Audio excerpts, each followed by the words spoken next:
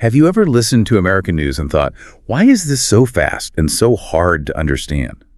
The words blur together, the vocabulary feels advanced, and before you can process one sentence, the next one is already gone.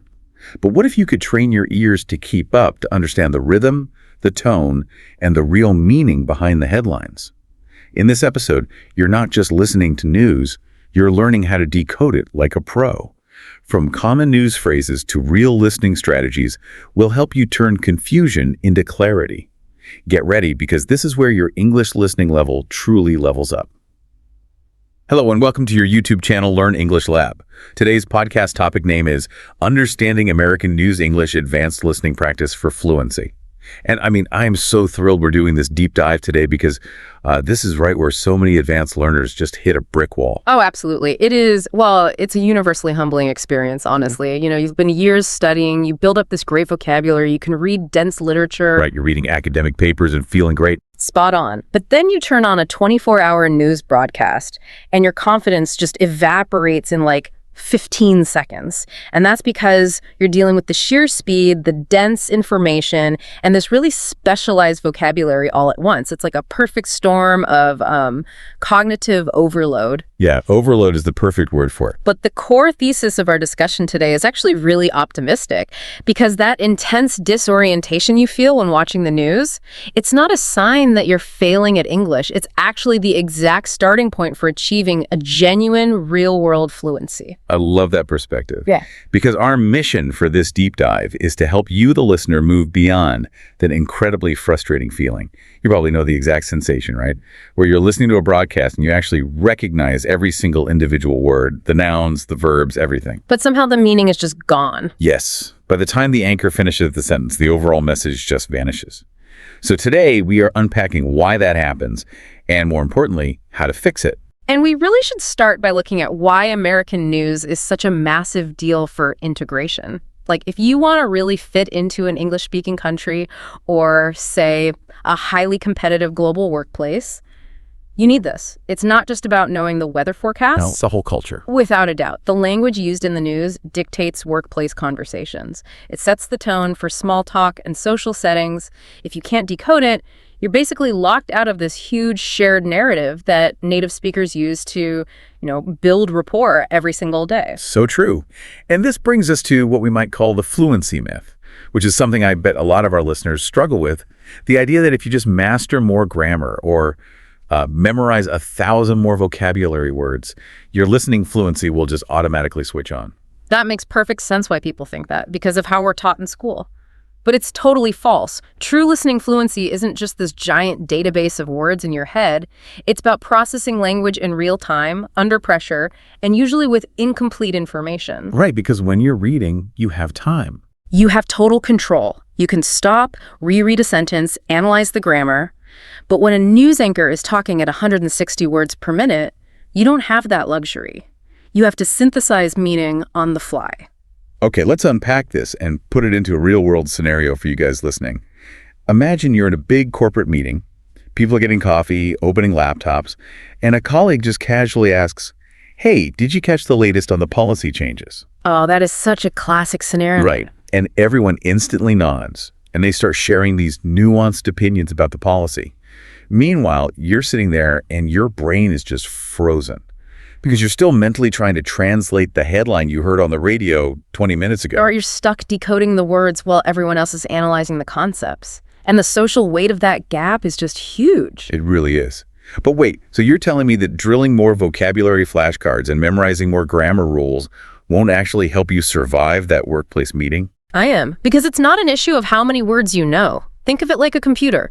Memorizing words expands your hard drive.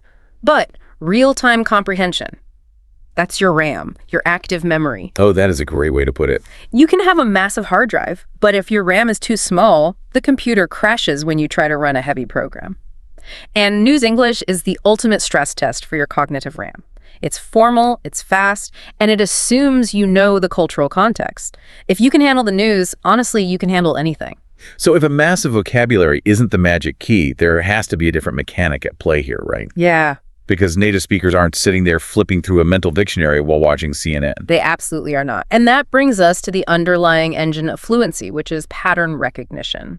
News language, especially on TV, isn't random. It operates on these highly structured, formulaic patterns. Which perfectly leads into that case study about Maria. I think her story is going to resonate with so many people listening to this deep dive. Yeah, Maria's a perfect example. What's fascinating here is that she was an incredibly advanced learner. Great vocabulary, wrote beautifully, could debate complex topics. But the second she turned on the nightly news, total systemic failure. She was just overwhelmed. She actually had this great quote in this study. She said, "It's like I'm chasing the meaning, but it's always one step ahead." Which perfectly describes the feeling of trying to process every single word from the bottom up. Her brain was giving equal weight to the word the as it was to the main verb. And at broadcast speed, the human brain simply cannot compute data that fast. So how did she break out of that? Well, she shifted to top-down processing. She stopped trying to catch every word and started listening for patterns in short audio clips. And within weeks, things just fell into place. She stopped chasing the language and started predicting it. Okay, let's talk about these patterns, these cognitive shortcuts. Like when an anchor says, according to reports, or authorities are investigating. Yes, those aren't just filler phrases. I always like to compare those phrases to the structural beams in a house. You know, you don't need to inspect every single brick in the wall to know the shape of the room.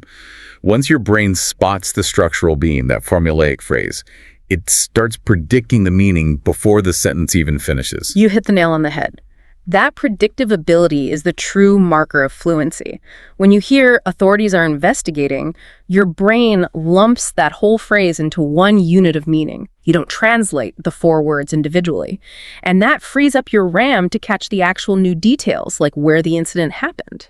And because the news relies on these structural beams, it naturally creates a very specific physical rhythm. Let's look at the actual structure of an American news sentence.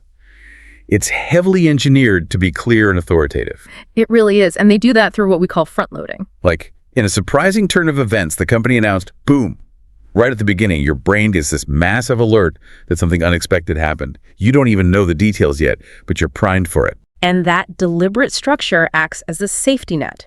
Broadcasters know you might be distracted, or if you're a learner, maybe you mailed a word. By front-loading the main idea, even if your brain drops the details in the second half of the sentence, you still caught the core message. Which is so helpful. But then we have the actual vocabulary, which can be a bit of a minefield. The news uses this very formal, almost legal vocabulary, like the difference between a word like allegedly and confirmed. That is a crucial distinction. These aren't just descriptive words. They are highly calibrated tools. Right, because if an anchor says the CEO stole the money, they're going to get sued. So they have to say, allegedly stole. Spot on. Allegedly is a tool that introduces mandatory doubt. It tells the listener, this is unverified. But if they use confirmed, that means multiple reliable sources have verified it as absolute fact.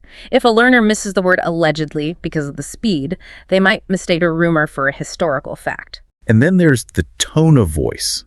Like when they say breaking developments, the pitch goes up, the pacing is faster, it signals urgency without you even needing to translate the words. Or when they say officials say, there's this detached tone. It's the anchor's way of establishing distance. They're saying, we're just passing this along, we don't vouch for it. Okay, so you get comfortable with the formal words, you learn the structural beams, and right when you feel confident, the anchor throws a totally random idiom at you. Oh, it happens all the time. It completely shatters the formal tone. Like they're talking about a serious geopolitical crisis, and suddenly they say, the deal fell through, or tensions are boiling over, or it's all up in the air.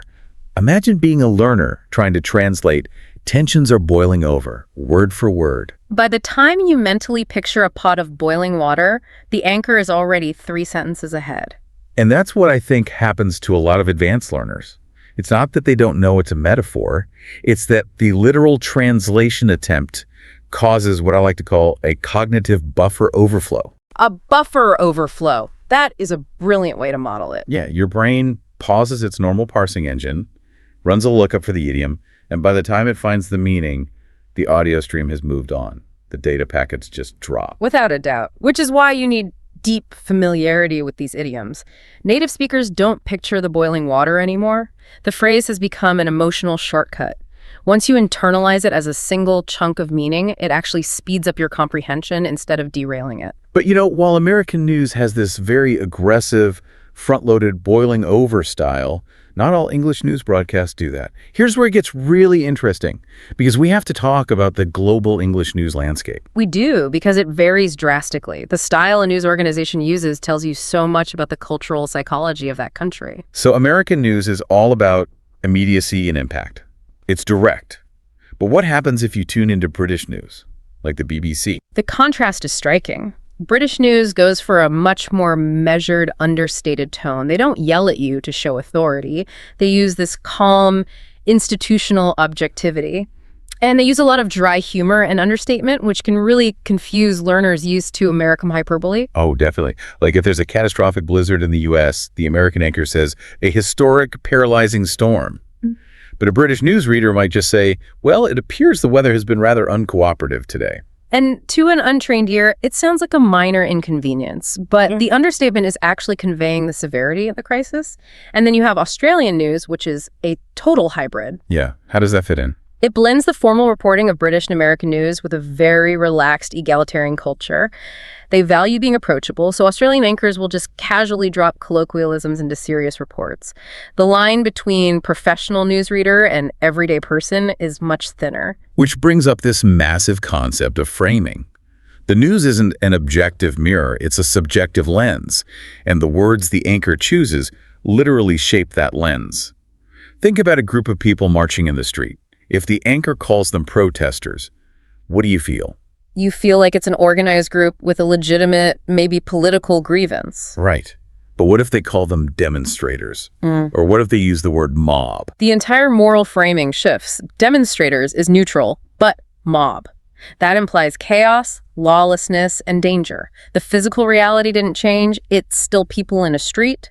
But the word choice tells the audience how to emotionally judge them. Same with calling an event an incident versus a crisis. An incident sounds over and done with, but a crisis sounds like we need to panic. And this leads us to a word that is constantly used in professional environments: nuance. I'm so glad you brought that up. Nuance is critical. In a corporate meeting, you'll hear people say, we need a more nuanced perspective on this, and it doesn't just mean a small difference. What does it really mean in practice? It means the situation has subtle, complex layers. It means it's not just black and white. When you, as a listener, can start detecting the nuance in a broadcast, like hearing the irony in a British understatement, or recognizing the framing of the word mob, you've leveled up. You're analyzing intent, not just translating words. And realizing that the news is so subjective and full of nuanced framing should honestly take so much pressure off the listener. It really should. It's incredibly liberating. Because if the news is this interpretive, subjective thing, then trying to perfectly 100% translate every single word is just the wrong approach. It's like trying to use a calculator to read a poem. The ultimate goal is not understanding every single word. I couldn't agree more. And that perfectionist mindset, it actually creates anxiety, which floods your brain with cortisol, and that literally stops your working memory from functioning. Seeking 100% accuracy is what causes the buffer overflow in the first place. So we need a mindset shift. Think about your native language for a second. If you're at a noisy cafe and your friend is telling you a really fast story, are you consciously hearing and translating every single syllable they say? No, absolutely not. You filter out the noise. If a siren goes by, you don't completely lose the plot of the story. You rely on context and your knowledge of your friend to basically hallucinate the missing words. You take a leap of faith. Well, I mean, spot on. We give ourselves that grace in our native language, but we demand robotic perfection in English. Letting go of that need for complete accuracy creates the mental space you need to actually understand the broadcast. Fluency is adaptability. It's being totally comfortable with ambiguity. When a weird word flies by, you don't panic. You grab the context and keep moving. But for our listeners who really want to put this into practice today, how do they build that adaptability? You have a really specific 3-step exercise for this, right? I do. It's a roadmap to train your predictive engine. Step 1 is moving from passive to active listening. You pick a short, 1 to 2 minute news clip, and you listen to it once, all the way through, without stopping. So no pausing, no worrying about missed words, just letting it wash over you. Right. You are just feeling the rhythm and getting the overarching theme. Then, step 2 is pause and summarize. You play the exact same clip, but you pause after every sentence or major idea, and you must verbally summarize what you just heard. Wait, Has to be out loud. Yes, vocalized out loud. You use phrases like, so basically the report is saying that officials are investigating, or it sounds like the main issue is. Because if you just think it in your head, you'll skip the hard parts. But speaking, it forces your brain to reconstruct the meaning from incomplete information. It's like strength training for your context muscles. That makes perfect sense, yes. Even a flawed summary trains your brain to guess the meaning instead of panicking over a missed word. And then finally, step 3 is mimicking or shadowing. I love shadowing. So they repeat the sentence right after the speaker. Yes, but you really try to match their exact tone and cadence. You mimic those reporter phrases like, according to recent reports, the situation remains uncertain. And what's so great about that is these aren't just silly classroom exercises. Those phrases, that tone, you can literally copy-paste that into your next workplace conversation. By mastering the rhythm of the news, you are mastering the language of professional authority. Absolutely. The broadcast is just the training ground. The adaptability and pattern recognition you build will help you in any high-stakes English environment. So, what does this all mean? It means you have officially stepped beyond just studying grammar and vocabulary. You are now operating in the realm of real-world language. You know how to use structural patterns, how to actively summarize to build comprehension, and most importantly, you've shifted your mindset from needing perfect accuracy to embracing progress and ambiguity. And I want to leave you all with a final thought to mull over today. The next time you turn on the news and you feel that familiar rush of fast-paced information, don't brace yourself for a test. Don't try to catch every word. Instead, ask yourself, what is the narrative they are trying to frame right now? And what subtle cues are they using to make me feel a sense of urgency? Watch how quickly the words stop blurring and the story starts coming into focus. That is such a powerful way to look at it. Thank you so much for joining us on this deep dive. Remember, fluency is built through consistent, intentional effort. Keep practicing, and please make sure to like, share, and subscribe to this YouTube channel, Learn English Lab. We'll see you next time.